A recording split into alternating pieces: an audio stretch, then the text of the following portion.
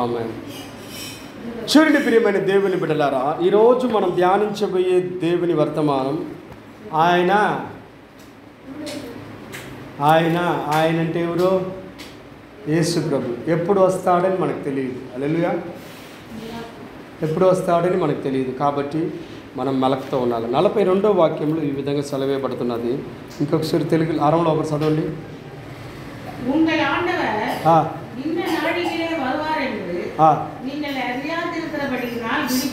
సాల్మా చూడండి ప్రియమైన దేవుని బిడ్డలారా, మనం రెడీగా ఉండాలా. ఎట్లా ఉండాలా?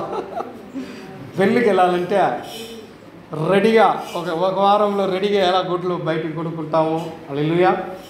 ఒక పెళ్ళికి వెళుతున్నామంటే, ఒక దగ్గర ఉండే ఒక పెళ్ళికి వెళ్తున్నామంటే, బంధువు పెళ్ళికి వెళ్తున్నామంటే ఎన్ని రోజులుగా మనం రెడీ అవుతాము? ఏదో ఫంక్షన్ జరగబోతున్నది, ఎన్ని రోజులు? ఒక నెల ముందే రెడీ అవుతాం కదా, 10 రోజులకు ముందే రెడీ అవుతాం కదా. రెడీ అయ్యి ఏమేమి కొనుక్కుంటాము? బట్టలు కొనుక్కుంటాము, చెప్పులు కొనుక్కుంటాము, ఆర్నమెంట్స్ కొనుక్కుంటాము, మళ్ళీ లిప్స్టిక్ కొనుక్కుంటాము, రంగులుగా ఏమేమి కావాలనో అన్నింటినీ కొనుక్కోమా బట్టలు అన్నీ కొనుక్కుంటాం, రెడీ అవుతాం. ఆ రోజు మనం సూపర్గా తెలియాలి బయట. హల్లెలూయా. ఎలా తెలియాలా? సూపర్గా తెలియాలా. పట్టు కొనుక్కుంటాము, గొలుసులు కొనుక్కుంటాము, ఏమేమో ఆర్నమెంట్స్ కొనుక్కుంటాము, గాజులు కొనుక్కుంటాము, ఇల్లుని రెడీ చేస్తాము, సున్నం కొడతాము. హల్లెలూయా. బండిలు రెడీ చేస్తాము, బండిని శుభ్రం చేస్తాము. ఏమేమో అన్నిటినీ ఒక నెల ముందే రెడీ చేస్తామా లేదా? ఇక్కడ దేవుడు రాబోతున్నాడు, ఎప్పుడు వస్తాడని తెలియదు. లోకరక్షకుడు రాబోతున్నాడు, ఎప్పుడు వస్తాడని తెలియదు. కాబట్టి మనం రెడీగా ఉండాలి. ఆయనే కదా ఆయన చూసుకుంటాం. అదే కదా చాలా రోజులు చెప్తున్నారా? ఒకరోజు చెప్తున్నారు. ఆయన చెప్పాడు, ఆయన ముందు ఒక ఆయన చెప్పాడు, ఆయన కూడా చెప్పాడు. యాంతే ఎవరు రాలేదు. చూసుకుందాంలే. హల్లెలూయా. చూసుకోలేము ఆ రోజుల్లో. హల్లెలూయా. చూసుకునేదానికి అవకాశం ఉంటుంది. హల్లెలూయా. ప్రతి క్షణము రెడీగా ఉండాలి. హల్లెలూయా. ప్రతి క్షణము పవిత్రంగా ఉండాలి. హల్లెలూయా. ఇట్లా అనే టైంలో టక్కన వెళ్ళిపోయే పరిస్థితుల్లో రెడీగా ఉండాలి. హల్లెలూయా. ఆ రోజు ఎప్పుడు వస్తుందని తెలియదు.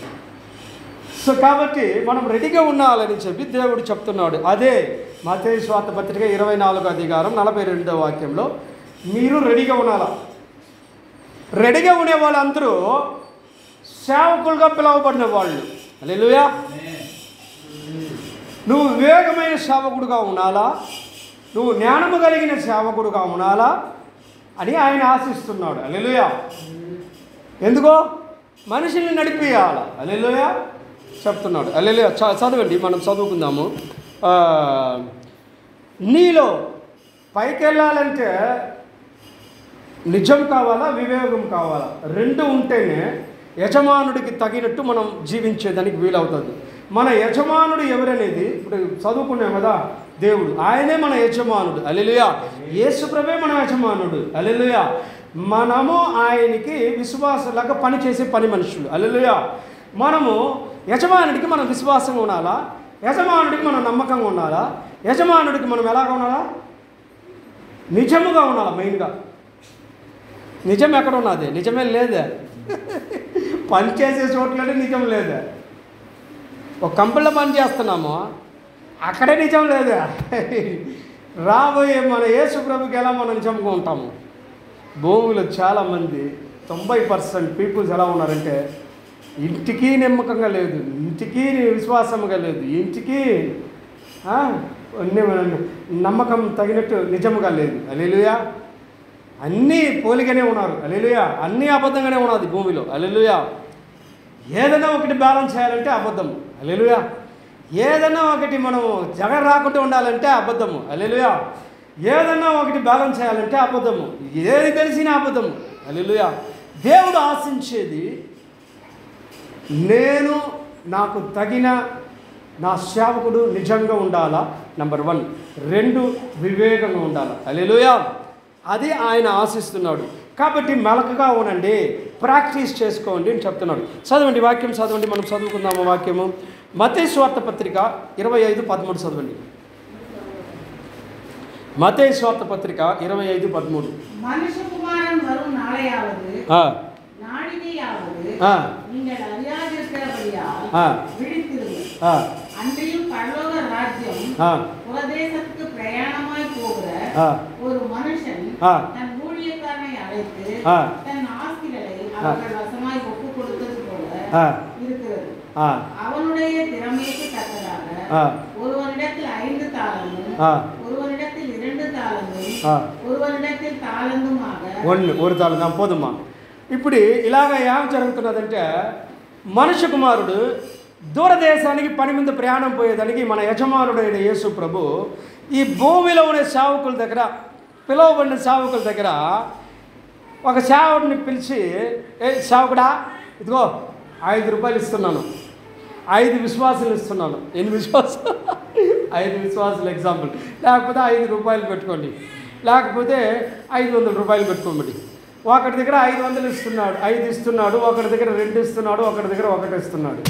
ఎవరో సేవ చేసే సేవకుడిని పిలిచి యజమానుడు ఇస్తున్నాడు. ఆయన ఆస్తిని అమ్మి వాళ్ళ దగ్గర ఇచ్చేసి దూరంగా వెళ్ళిపోయాడు. హల్లెలూయా.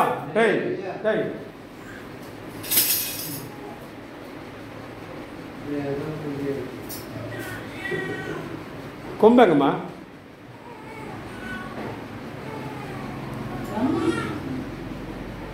என்னாச்சு? యజమాని ఒక్కరిగిట ఒకటి దగ్గర 5% ఇస్తున్నాడు, ఒకటి దగ్గర 2% ఇస్తున్నాడు, ఒకటి దగ్గర 1% ఇస్తున్నాడు గిఫ్ట్ ఆయన ఆస్తిని. హల్లెలూయా. ఇప్పుడు వీళ్ళు ఏం చేయాలా? నమ్మకమైన సేవకు చేసేవాళ్ళు ఏం చేయాలా? విశ్వాసం కలిగిన వీళ్ళు ముగ్గురిని పిలిచాడు. పిలిచి ఏం కావాలా? నిజం కావాలా, రెండవది వివేకము కావాలా. వీళ్ళు ముగ్గురు దగ్గర అది ఉన్నదని కనిపెట్టి ఆయన పిలిచి ఇస్తున్నాడు. హల్లెలూయా. ఆయన ఆస్తిని నమ్మి ఇచ్చేసి దూరదేశానికి ప్రయాణం వెళ్తున్నాడు యజమానుడు. ఇది ఒక ఉపమానం చెప్తున్నాడు. యజమానుడు అనేది మన యేసు ప్రభుని గుర్తు చేసుకోవచ్చు. ఆ సేవకుడు అనేది అక్కడ ముగ్గురు మనలా భూమిలో ఉండే సేవ చేసేవాళ్ళు. హల్లెలూయా. విశ్వాసాలు కూడా పెట్టుకోవచ్చు. హల్లెలూయా. చూడండి ప్రియమైన దేవుని కదా, 5 తాళంది ఇచ్చాడు ఒకడికి. ఆ 5 తాళందుని పెట్టుకొని క్యాపిటల్గా దాన్ని యూజ్ చేసి ఇంకొక 5 తాళందుగా మారుస్తున్నాడు ఒక సేవకుడు. హల్లెలూయా. వ్యాపారం చేసో ఏదో మంచి కార్యం చేసో 5గా పెంచుతున్నాడు. 2 ఇచ్చినవాడు చూడండి, 2 ఇచ్చినవాడు కూడా ఆ విధంగా పెంచుతున్నాడు. 1 ఇచ్చినవాడు, హే మన యజమానుడు భయంకరమైన ఆయన. చదవండి మా అమ్మో, 1 చదవండి. ఒక తాళం ఇచ్చాను ఆయన నుంచి.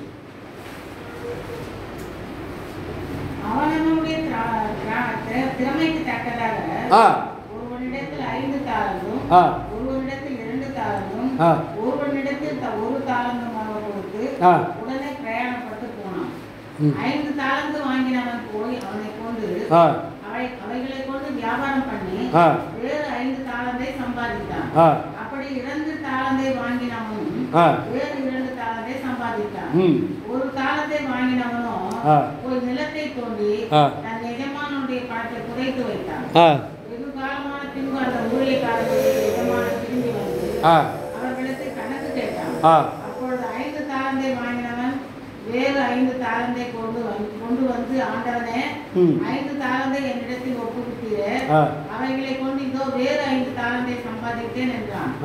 அவனுடைய எஜமானன் அவனை நோக்கி, நல்லது உண்மையும் உள்ள ஊழியக்காரனே, கொஞ்சத்திலே உண்மையாய் இருந்தாய், அநேகத்தின் மேல் உன்னை அதிகாரியாக வைப்பேன், உன் எஜமானனுடைய சந்தோஷத்துக்குள் பிரவேசி என்றார். 2 தாலந்தை வாங்கினவனும் வந்து, ஆண்டவனே 2 தாலந்தை என்னிடத்தில் ஒப்புவித்தீரே, அவைகளை கொண்டு இதோ வேறு 2 தாலந்தை சம்பாதித்தேன் என்றான். அவனுடைய எஜமானன் அவனை நோக்கி, நல்லது உத்தமமும் உண்மையுள்ள ஊழியக்காரனே, கொஞ்சத்திலே உண்மையாயிருந்தாய், அநேகத்தின் மேல் உன்னை அதிகாரியாக வைப்பேன், உன் எஜமானுடைய சந்தோஷத்துக்குள் பிரவேசி என்றார். 1 தாலந்தை வாங்கினவன் வந்து, ஆண்டவனே நீர் விதைக்காத இடத்திலே அறுக்கிறவரும் தெளிக்காத இடத்திலே சேர்க்கிறவருமான கடினமுள்ள மனுஷன் என்று அறிவேன். ஆகையா நான் பயந்து போய் உமது தாளந்தை நிலத்தில் புதைத்து வைத்தேன். இதோ உம்முடையதை வாங்கிக் கொள்ளும் என்றார். இன்னொரு அடி படிங்க. ஆகையால் நான் பயந்து போய் உமது தாளந்தை நிலத்தில் புதைத்து வைத்தேன். తెలుగులో ఒకసారి వాక్యం నంబర్ నమ్మా 24.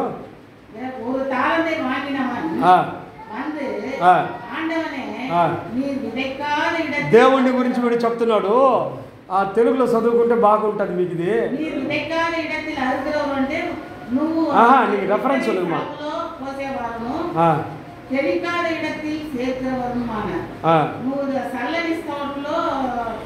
సరే సరే నంబర్ మాత్రం సులువు.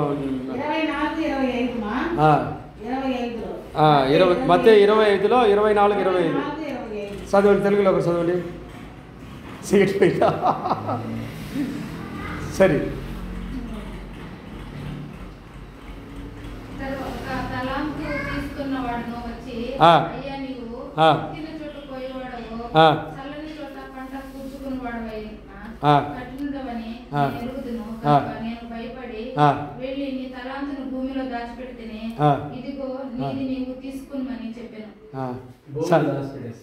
చూడండి ఇప్పుడు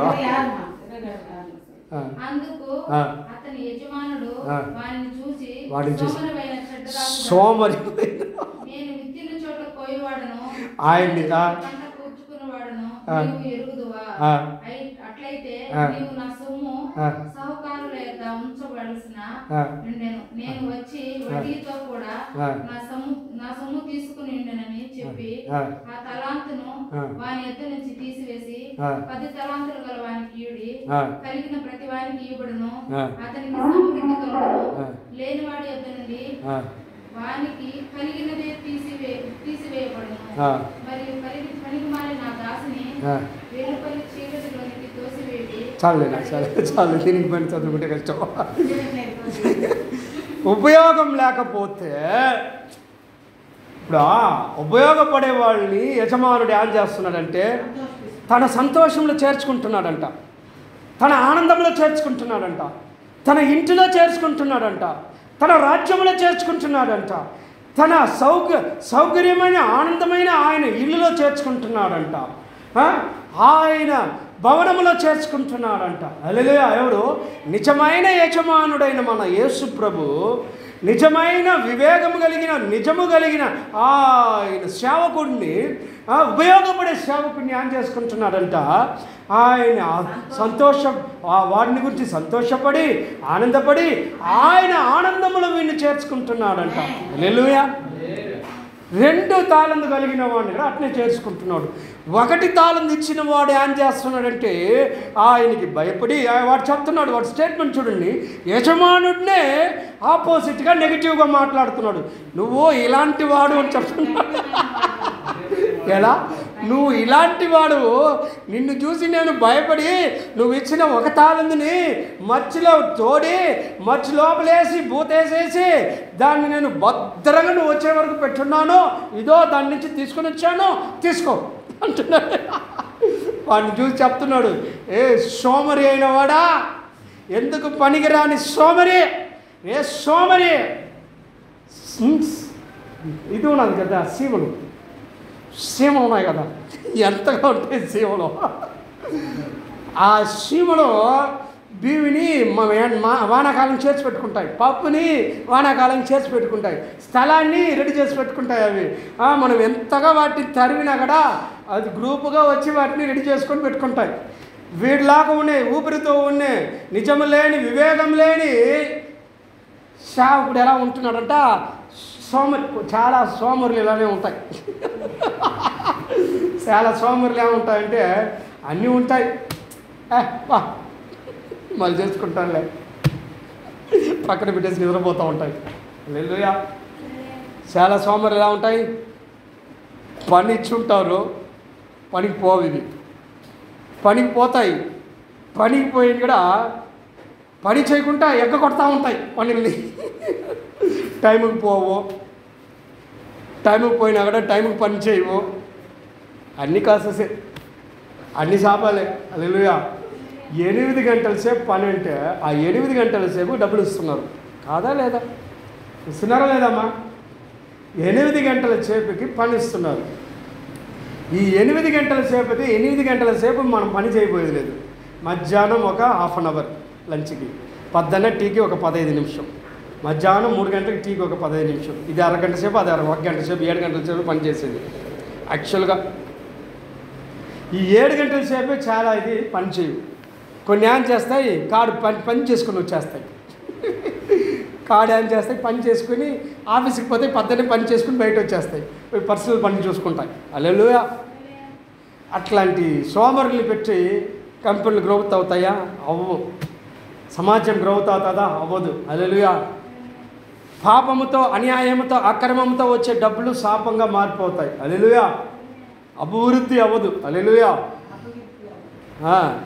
ఇప్పుడు వీడు ఏం చెప్తున్నాడంటే, 1 తాళం ఇచ్చాడు యజమానుడు. ఆ 1 తాళంని 1 తాళం పెట్టుకుని ఏం చేసేది? ఆయన ఏం చేశాడంటే, సోమరి ఏం చేశాడంటే, మట్టిలోని బాగా గుంటలోని ఆ గుంటలో ఇది వేసేసి అది మూతేసేసి ఆయన పని చూసుకునే దానికి వెళ్ళిపోయాడు. ఆయన వచ్చాడు చాలా రోజులు అవతల, ఒక రోజుగా చాలా రోజుల అవతల వచ్చాడు. ఏదో డబ్బులు ఎవరి దగ్గర ఇచ్చే, ఒక 5 రూపాయలు ఇచ్చినా కూడా ఒక 50 రూపాయలు ఇస్తారు కదా, ఒక 10 సంవత్సరం అవతల ఒక 500 ఇస్తారు కదా. వీడు ఏం చేశాడంటే లాస్ట్గా ఉండేవాడు, నువ్వు సరిలేదు యజమానుడు, నువ్వు సరిలేదు కాబట్టి, నువ్వు ఇలాంటి మనిషి కాబట్టి, నువ్వు ఎప్పుడైనా వచ్చి నన్ను అడుగుతావు కాబట్టి నువ్వు భద్రంగా ఎత్తిపెట్టినావు, దా తీసుకొని పో ఇస్తున్నాడు. హల్లెలూయా. హల్లెలూయా. ఖచ్చితంగా మనం అలా ఉండకూడదు. హల్లెలూయా. ఖచ్చితంగా మనం అలా ఉండకూడదు. మనము హుషారుగా ఉండాలా, పని చేయాలా, సోమరిగా ఉండకూడదు. హల్లెలూయా. దేవుని బిడలు, పిలువబడిన బిడలు, అభిషేకింపబడిన బిడలు, అనాయింట్ చేయబడిన బిడలు, బాప్టిజం తీసుకున్న బిడలు, యేసుక్రీస్తుని నమ్ముకున్న బిడలు అన్నింటిలో నిజంగా ఉండాలి. హల్లెలూయా. అది దేవుడు ఆశించేది. హల్లెలూయా. మనం ఎంత నిజముగా ఉంటున్నామో, ఎంత వివేకముగా ఉంటున్నామో అది చూసి మన ఆశీర్వాదాలు వస్తాయి. హల్లెలూయా. ఊరికే ఎవరైనా డబ్బులు ఇస్తున్నారంటే తీసుకోబాకండి. అజాల్ట్గా డబ్బులు ఏదైనా వస్తున్నారంటే తీసుకోబాకండి. ఊరికే ఎవరన్నా మీ పేటీఎం అకౌంట్లో, మీ ఈ అకౌంట్లో, జీపే అకౌంట్లో డబ్బులు పడుతున్నాయంటే ఈజీగా తీసుకోబాకండి. దానివల్ల ప్రాబ్లాలు ఎక్కువ ఉన్నాయి. అది నేను చెప్పలేను ఇప్పుడు. అది నేను చెప్పలేను. యాక్చువల్గా బైబిల్ ప్రకారంగా తీయకూడదు. యజమానుడు యేసు ప్రభు డబ్బులు తీసుకోమని చెప్పలా, నీతి న్యాయాన్ని ఆశించేదానికి మీకు అధికారం ఇచ్చున్నాడు. ఆ అధికారాన్ని మీరు అమ్మేయకూడదు. అది బైబిల్లో ఉన్నది. హల్లెలూయా. అమ్మేస్తే అక్కడ మీకు నీతి వస్తుంది, నీతి రాదు. హల్లెలూయా. హల్లెలూయా. మీరు ఎవరు కావాలని వాళ్ళకి వేసుకోవచ్చు. ప్రార్థన చేసి దేవుడు ఎవరు చెప్పమంటే మీకు మాట్లాడుతున్నారు వాళ్ళకి వేయండి మీరు. హల్లెలూయా. వీళ్ళకి వేయాలా వాళ్ళకి వేయాలని అది మా పని కాదు. హల్లెలూయా. హల్లెలూయా. చూడండి ప్రియమైన దేవుని బిడ్డలారా, మీరు అడిగారు కాబట్టి ఆ ప్రశ్నకి చెప్పాను నేను. అది దేవుడు ఒక పని, మనక్కడ ఒక పని మన దేశంలో ఇచ్చున్నాడు. ఎవరు? రాజులకి ప్రార్థన చేయాలి. హల్లెలూయా. మనకు పైన అధికారులకు మనం ప్రార్థన చేయాలి. హల్లెలూయా. మన దేశానికి మనం ప్రార్థన చేయాలి. హల్లెలూయా. మన ప్రథమ మంత్రికి మనం ప్రార్థన చేయాలి. హల్లెలూయా. మన మినిస్టర్స్కి మనం ప్రార్థన చేయాలి. హల్లెలూయా. మన ఎమ్మెల్యేస్కి మనం ప్రార్థన చేయాలి. హల్లెలూయా. మన ఎంసీస్కి మనం ప్రార్థన చేయాలి. హల్లెలూయా. మన కౌన్సిలర్కి మనం ప్రార్థన చేయాలా, సర్పంచ్కి మనం ప్రార్థన చేయాలా, మన ఊర్లో ఉండే వాళ్ళకి పెద్దలకి ప్రార్థన చేయాలా. ఇది వచ్చి బైబిల్లో రాయబడిన నిబంధన మనకి. హల్లెలూయా. పరిపాలన చేసేవాళ్ళు కాబ్దాల కొరకు మనం ఎల్లప్పుడూ ప్రార్థన చేయాలి. హల్లెలూయా. ఇది దేవుడు ఇచ్చిన ఆజ్ఞ. హల్లెలూయా. అయితే దేవుడు ఒక కార్యం చెప్తున్నాడు, మీకు ఇవ్వబడిన అధికారాన్ని అమ్మేయబాకండి. ఇక్కడ ఏం చేస్తున్నాడు? డబ్బులు ఇస్తున్నాడు. 5 తాళం ఇస్తున్నాడు, ఒకడికి 2 తాళం ఇస్తున్నాడు, 1 తాళంతో ఒకడికి ఇస్తున్నాడు. ఇద్దరేమో బాగదాటిని ఉపయోగం చేసుకుని వ్యాపారం చేసుకొని అది 5ని 10గా మార్చి 5 ఆయనతో నువ్వు ఇచ్చిన 5కి 2గా పెంచి 10గా ఉన్నది నా దగ్గర చూపిస్తున్నాడు. ఆయన చెప్తున్నాడు, యజమానుడు వచ్చి చెప్తున్నాడు, నా ప్రియమైన నా బిడ్డ, నా ప్రియమైన నా సేవకుడా, నువ్వు నా సంతోషంలో లోపలరా, నా ఇంటిలో లోపలరా, నా ఆనందంలో వచ్చి నువ్వు కలిసిపో అని ఆనందంతో పిలుస్తున్నాడు. హల్లెలూయా. యేసు ప్రభు కూడా వాళ్ళ బిడ్డల్ని ఆయన ఆ విధంగానే పిలుస్తున్నాడు. నా కొరకు వాడబడే బిడ్డ రా, నిన్ను ఒక్కడిగా నేను రక్షించాను, నిన్ను అభిషేకించాను, ఆత్మతో నింపాను, వాక్యముతో నింపాను, ఇల్లు ఇచ్చాను, వాకిలు ఇచ్చాను, మేకలు ఇచ్చాను, కోళ్ళు ఇచ్చాను, పంటలు ఇచ్చాను, నువ్వు పండించేదానికి నీకు నేలలు ఇచ్చాను, నువ్వు హుషారుగా ఉండి, నువ్వు వివేకంగా ఉండి, నువ్వు నిజముగా ఉండి, వీటన్నిటిని నువ్వు పండించి పెద్దగా చేసి ప్రజలకి, సమాజానికి, ఇల్లుకి ప్రయోగపడేటట్టు నువ్వు మారావు, సంఘానికి ప్రయోగంగా మారావు. కాబట్టి సంతోషముతో నా ఇంటిలో రా, నా ఆనందంలో వచ్చి కలిసిపో, నా ఇల్లైన రాజ్యానికి, పరలోక రాజ్యానికి వారసుడు నువ్వే అని వాగ్దానం చేస్తున్నాడు. రెండో తాళం ఇచ్చిన ఆ వ్యక్తి దగ్గర ఇదే ఆయనకి ఆశించి లోపల తీసుకున్నాడు. ఒక్కటో వ్యక్తిని మాత్రం వాడు దేవుణ్ణి గురించి చెప్పకుండా ఉంటే అక్కడ పర్లే, దేవుణ్ణే తప్పుగా చెప్తున్నాడు. నువ్వు కఠినమైన వాడు డైరెక్ట్గా చెప్తున్నాడు యజమానుని. ఇది వచ్చి ఉపమానం. యేసు ప్రభు ఒక ఉపమానం చెప్తున్నాడు. నువ్వు యజమానుని గురించి, నువ్వు ఒక కఠినమైన యజమానుడు, నువ్వు అట్లాంటి వాడు, నిన్ను చూసి నాకు భయం వచ్చేసింది. ఆ భయంతో నేను ఏం చేశానంటే, నువ్వు ఇచ్చిన ఆ 1 తాలంతు రూపాయినే నేలలో నేను గుంటలోడి దాంట్లో వేసి భద్రంగా దాచిపెట్టి దాన్ని మూతేసి ఇచ్చున్నాను. చాలా రోజులు అవతల నువ్వు ఎట్టయినా వస్తావని నాకు తెలుసులే. వచ్చావు నాకు నీకు తీసుకో. సోమరి అయిన మనిషే సోమరిగా ఉంటే పరలోక రాజ్యానికి వెళ్ళలేం. హల్లెలూయా. ఈ భూమిలోనే ఇల్లులో మనం ఆశీర్వాదంగా మారలేము. హల్లెలూయా. సరే చదవండి. ఇప్పుడు లాస్ట్ చదువు 26వ వాక్యం, దాంట్లో చదువు 26, 27 చదవండి. ఇప్పుడు చదివింతలో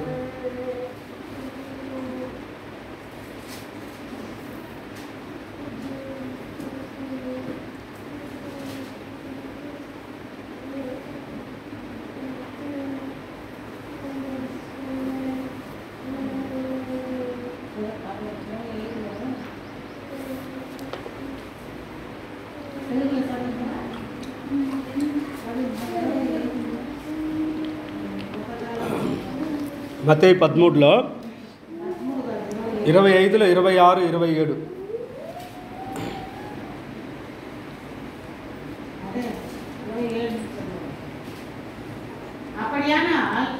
நீ என் பணத்தை காசுக்காரர் வசத்திலே போட்டு வைக்க வேண்டியதா இருந்தது.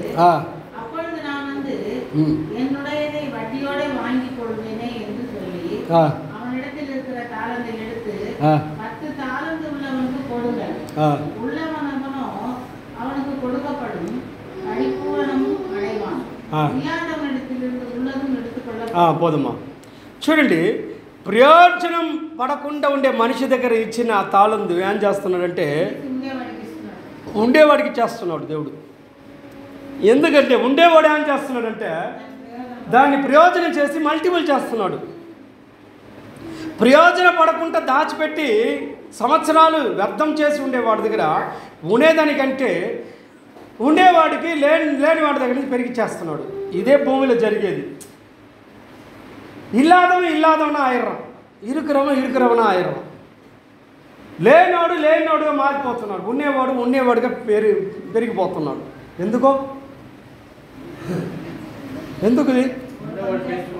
పెంచుకుంటున్నాడు, స్పీడ్గా ఉంటున్నాడు, పని చేసుకుంటున్నాడు, హుషారుగా ఉంటున్నాడు, సోమరిగా లేదు, అన్ని పనులు చేసేదానికి రెడీగా ఉంటున్నాడు.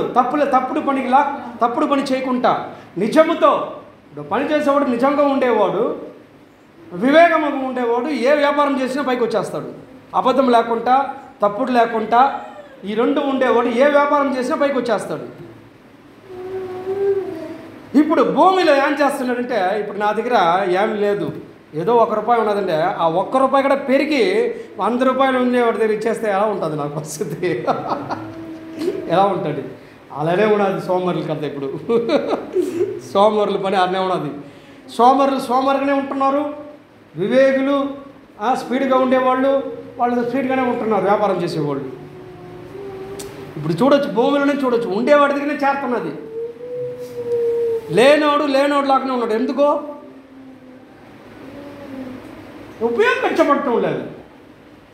ఏదైనా ఈజీగా వచ్చేస్తుందా అని అనుకునేది, ఏదైనా ఫ్రీగా వచ్చేస్తుందా అనుకునేది, ఏదైనా మనం ఎక్కడి దగ్గర తీసుకుందామా అని అనుకునేది, అప్పు తీద్దామా అనుకునేది.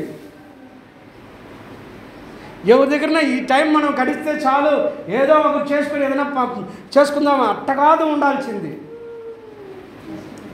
కష్టపడాల. దేవుని బిడ్డలు కష్టపడి వాళ్ళు బ్రతికి ఆశీర్వాదంగా మారాల. దేవుడు ఎప్పుడు కష్టపడే వాళ్ళని కష్టంతో ఉంచే తండ్రి ఆయన కాదు, అభివృద్ధి చేసే తండ్రి. నేను చూడండి, నేను ఒక కంపెనీలో పనిచేశాను. ఏందే ఒక కంపెనీలో పనిచేశాను. పనిచేసి వాళ్ళకి బాగా నేను వ్యాపారం చేసించేది.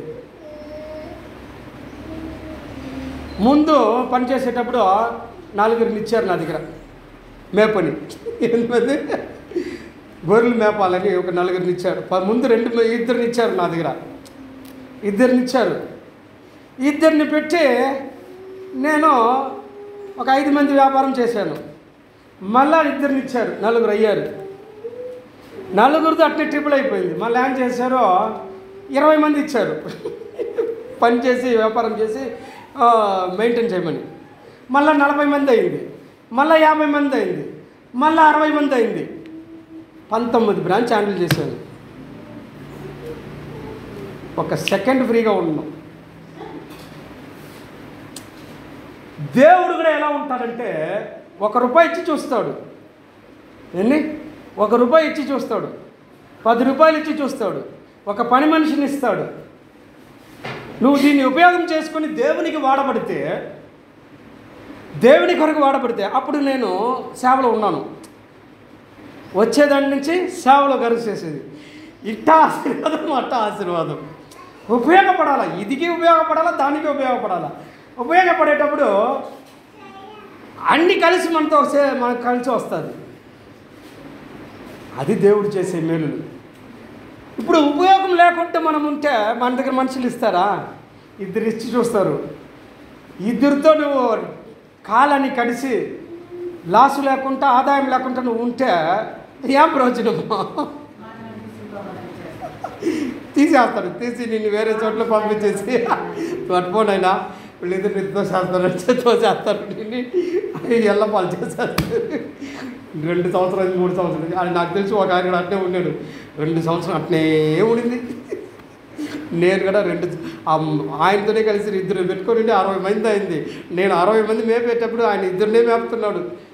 2 సంవత్సరాలుగా క్లోజ్ చేసేస్తాడు దాన్ని. ఎందుకు ఇది చెప్తున్నానంటే, దేవుడు మనకి ఇచ్చే దాంట్లో మనము ఉపయోగపడాల. ఒక కార్యం ఇచ్చేటప్పుడు ఉపయోగంగా మారాల. మారకపోతే ఆయన రాజ్యంలో మనం వారసులుగా మారలేము. ఆయన ఆనందంలో మనం కలవలేము. ఆయన సంతోషంలో మనం కలవలేము. పరలోక రాజ్యానికి వారసులుగా మారలేము. ఎవరికి ఉపయోగంగా మారలేము. కడగా మనకు ఒక ప్లేస్, సూపర్ అయిన ప్లేస్ ఆయన ఏర్పాటు చేస్తున్నాడు.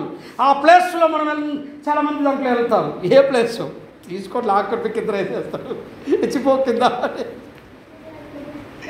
ఎందుకు నువ్వు పనికి రాని సోమరిని. హల్లెలూయా. చూడండి ప్రియమైన దేవుని బిడ్డలారా, అందరూ మనం పిలువబడినవాళ్ళు. హల్లెలూయా. మనమందరూ పిలువబడినవాళ్ళు.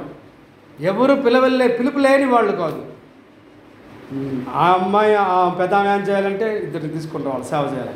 ఈమెకి 2 సేవ చేయాలి, ఈమె 2కి సేవ చేయాలి, ఈమె 2కి సేవ చేయాలి. మనమందరూ సేవ చేసేదానికి పిలవబడం. 2 సేవ 2 తీసుకొని వచ్చేటప్పుడు యజమానుడైన యేసుప్రభు ఏం చేస్తారంటే గొప్ప సేవ చేసే దాంట్లో ఒక లీడర్గా మార్చేస్తాడు. 2 ఉంటారు మీకు, మళ్ళా 20 మంది అవుతారు. ఎక్కడెక్కడ ఉండేవాళ్ళు నీకు ఫోన్ చేస్తారు ప్రార్థనకి. హల్లెలూయా, హల్లెలూయా, హల్లెలూయా. ఏ ఊరు నుంచో ఫోన్ చేస్తారు. మళ్ళా ఇంకా 20 మంది అనేది 40గా పెంచుతుంది. ప్రార్థన లీడర్స్, వర్షిప్ లీడర్స్, ఇలా చాలా ఉన్నాయి చర్చెస్లో. చూడండి, ఆయన కొరకు మనం ఆ విధంగా వాడబడాలా. వాడబడతామా? మత్తయి 24:36 మత్తయి తీసుకుని 24:36-44 2 ఫినిష్ అయిపోతున్నాను అంతే. లాస్ట్ మత్తయి 24:36 அந்த நாளையும் அந்த நாளிகையும் என் பிதா ஒருவர் தவிர மற்றவனுக்கு அறியான், பரலோகத்தில் உள்ள தூதர்களும் அறியார்கள். நோவாவின் காலத்தில் எப்படி நடந்ததோ அப்படியே మనుష్యకుమారుని కాలத்திலும் நடக்கும். పదుమా చూడండి, ఎవరికి తెలియదు ఆయన వచ్చేది రాబోయే రాకడ. నిద్రపోయే రోజులు కావు ఇవి. ఆయన ఎప్పుడు ఎవరికి తెలియదు.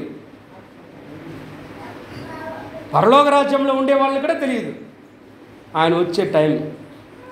కాబట్టి మనం మెలకుతో ఉండాలా, మనం హుషారుతో ఉండాలా. హుషారుతో ఉండి ఏం చేయాలా? ప్రార్థన చేయాలి. హల్లెలూయా. எப்போதும் விழித்திருந்து ஜெபம் பண்ணுங்கள், இடைவிடாமல் ஜெபம் பண்ணுங்கள். ఎల్లప్పుడూ మెలకుతో ప్రార్థన పూర్వంగా ఉండండి. గ్యాప్ లేకుండా ప్రార్థన చేయండి, ఆరాధించండి. చూడండి ప్రియమైన దేవుని బిడ్డలారా, వారం ముడిట ఫినిష్ చేస్తాను. చేతులు ఎత్తున్నాము.